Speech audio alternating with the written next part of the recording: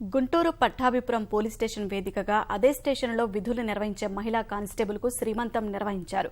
మా చెల్లెలి శ్రీమంతం అంటూ సిబ్బంది అందరినీ వేడుకకు ఆహ్వానించారు. గుంటూరు పశ్చిమ మండలం డీఎస్పీ సరిత కార్యక్రమంలో పాల్గొని మహిళా కానిస్టేబుల్ ప్రమీలకు గాజులు తొడిగి చీర అందించి శుభాకాంక్షలు తెలిపారు.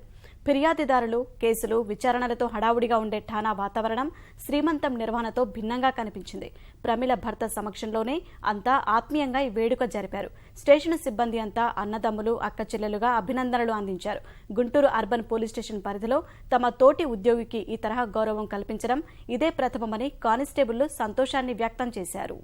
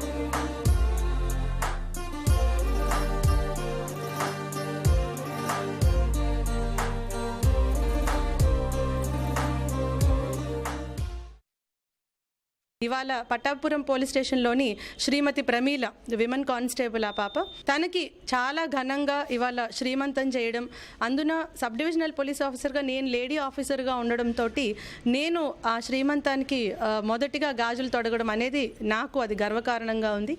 My special appreciations to Shri Seshagiri Rao garu as well as entire Pattapuram police stations team.